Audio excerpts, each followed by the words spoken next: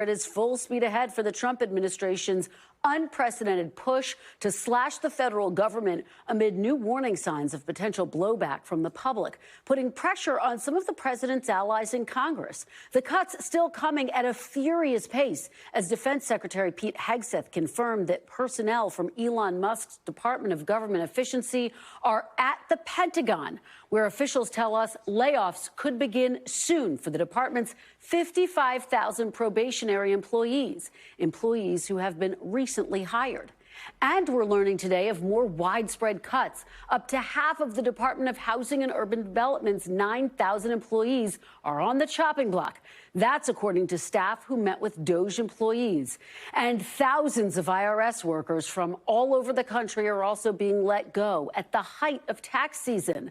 At a gathering of conservatives yesterday, Elon Musk brandished a chainsaw gifted to him on stage and said that more cuts are on the way. The chainsaw. This is the chainsaw for bureaucracy. Chainsaw. Waste is pretty much everywhere. People ask, like, how can you find waste in D.C.? I'm like, look, it's like being in a room, and this target, the wall, the roofs, and the floor are all targets. So it's like, you're going to close your eyes and go shoot in any direction. Because you can't miss, you know? So it's pretty wild. Like you just push on things a little bit and you save billions of dollars. Like just a little bit, you know? It's wild. It's scary, isn't it? Now, we should note many of the claims by Musk and the White House about DOJ's cuts have not been substantiated and in some cases have been debunked. But President Trump's message to Musk and his team remains clear. Keep going. Here's the president touting the cuts he says DOJ is making while speaking with governors at the White House today. We created this department, DOJ, and the kind of numbers are incredible. It could be $500 billion, but it could be $1 trillion. It could be even $1.5 trillion. We're going to find out. With the cuts come the first signs of brewing backlash. A new Washington Post poll shows that 57% of Americans believe President Trump has gone beyond his authority as president. A CNN poll has majorities calling the president's decision to give Elon Musk a prominent role in his administration and his attempt to shut down USAID and the Consumer Financial Protection Bureau bad ideas. And at several town hall meetings across the country, House Republicans have had to face some constituents who are not happy about some of the cuts. Case in point, Georgia Republican Congressman Rich McCormick is one of those members. He won his district by nearly 30 points in November. This is one notable exchange McCormick had with the crowd about cuts to the CDC. Take a look. They have about, 13,000 employees? 13,000 employees at the CDC. A lot of the work they do is duplicitous with AI. Once again, one of the problems we have... I happen to be a doctor, I know a few things. If we continue to grow the size of government and we can't afford it, it's going to have shortfalls in your Medicare, Medicaid, Social Security, and other things that we can't afford, guys. We have to make some decisions. And one thing is... I understand trying to do more with less. That's reasonable. What's not reasonable is taking this chainsaw approach, which they obviously admit when they fired these people and then decided, oh, we fired the wrong people. We got to bring them back in. Why is this being jammed down the pipe so rushed and sloppily? So...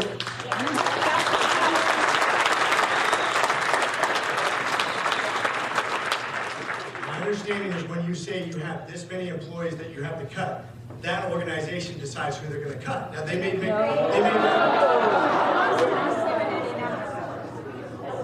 not. They're being forced to cut, but not necessarily. He's not choosing. Now we can debate all day whether they should be cut or not. But the fact of the matter is there's going to be a downsizing government, just like we've had in the past, downsize the military. White House Press Secretary Caroline Leavitt told NBC's Peter Alexander today that those kinds of criticisms are overblown and that the president is fulfilling his campaign promises after Peter pressed her repeatedly on some of that pushback. Joining me now is NBC News White House correspondent Yamiche Alcindor and NBC News Capitol Hill correspondent Melanie Zanona. Thanks to both of you for being here. Yamiche, let me start with you over at the White House. We know the White House is not comfortable with the public pushback, the defiance. How are they reacting to what we've seen this week? Well, the White House, as well as the president and top Trump aides, are really all doubling down on this messaging, and that is that DOGE and these cuts are really fulfilling a campaign promise. They've also been talking extensively about what they see as waste, fraud, and abuse. Even today, the president, speaking before a crowd of governors, a bipartisan group of governors, said that he was excited about the work that Elon Musk was doing. We heard him this week call Elon Musk a patriot. So the president is not slowing down here, despite the criticism that we're seeing, of course, not just in those town halls, but we also saw protests, of course, across the country this week, Kristen. Yeah, and Yamiche, the president also had an event with governors today. Historically, these are casual events. They're friendly events. But he actually called out Maine's governor. He threatened her to potentially cut federal spending. What can you tell us?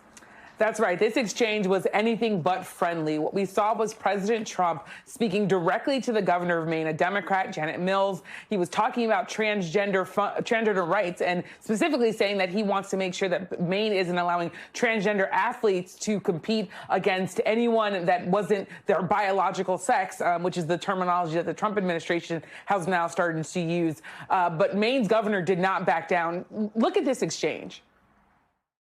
Is Maine here, the governor of Maine?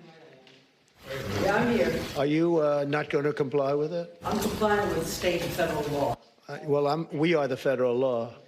Well, you better do it. You better do it because you're not going to get any federal funding at all if you don't. And by the way, your population, even though it's somewhat liberal, although I did very well there, your population doesn't want men playing in women's sports.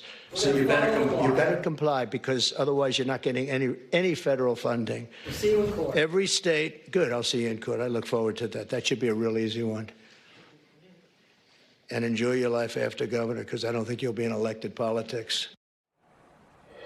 So there you see it there, a real feisty exchange between the governor of Maine, who was not backing down. And if you couldn't hear it for the viewers, she said, "I'll see you in court." And she said that that Maine is following state and federal law. And their stance is that the state of Maine is not going to be discriminating against transgender people. They see this executive order as banning transgender athletes from the sports that they believe aligns with their gender as being really hurting their civil rights and not being the way that federal and state law allows that people to be treated, while of course President Trump has been very, very adamant that he does not want to see transgender athletes competing. Kristen. And Yamiche, just finally, before I go over to Melanie, we have spent so much time focused on the fact that President Trump, Elon Musk have really tried to take a sledgehammer to the government, to various government agencies. What's the latest that you are going to be looking for as we head into the weekend? It's a critical question. I think I'm going to be really looking at the IRS because it is tax season. And we saw Kevin Hassett, who's the director of the National Economic Council, just say on Wednesday, talking about this idea that 3,500 workers are going to be eliminated from that agency. He is saying that that's not going to impact tax returns and tax season. But I think there are a lot of people, including IRS workers, who said they're very worried about that. I should also say that the Defense Department is another place to look. Pete Hegseth is saying that they want to cut $50 billion from their budget. That, of course, is going to impact the military. So those are two places. But let's remember, DOGE is in 18 agencies by our count right now at NBC News. So there's a lot to continue to watch here and a lot of people that are being pushed out. All right, Yamiche, I guess I should have said chainsaw since that is what Elon Musk brandished the other day at CPAC. Thank you so much, Yamiche. Mel, let me head over to you. Obviously, there are 435 members of Congress. Important to note that we've only seen the protests play out at a few town halls across the country. But boy, they have been heated. Mel, what's the reaction and is the pressure starting to mount? What are you hearing? Yeah, no doubt Republicans are starting to grow uneasy with the DOGE effort. I've talked to multiple Republicans, at least privately, who say they are extremely frustrated right now with the lack of clarity and guidance from the White House about the DOGE effort and what they are doing. And in fact, some of them have been trying to back channel with the White House to get them to reverse course on a number of different firings and different moves. Up until this point, publicly, Republicans have been very supportive of the DOGE mission. But as those cuts have started to hit close to home, as they're starting to feel the impact, some of their own constituents feeling the heat or getting laid off, Republicans themselves are now feeling the heat. And in some cases, they are starting to speak out publicly, or at least behind closed doors. I want to read for you what Troy Balderson, an Ohio Republican, told a local business luncheon, according to the Columbia Dispatch. He said Congress has to decide whether or not the Department of Education goes away. Not the president, not Elon Musk. Congress decides. Now, Balderson since reached out and put on Twitter that he fully supports Donald Trump's agenda to rein in bloated government spending. But I think the fact that he even felt the need to clarify his stance shows the conundrum that some of these Republicans are in, because of course they want to protect their constituents who elected them to Congress in the first place. But at the same time, they don't want to get on Trump or Elon Musk's bad side. Yeah, and you have more new reporting on how some of the president's proposed cuts could hit close to home for some members. What are you learning?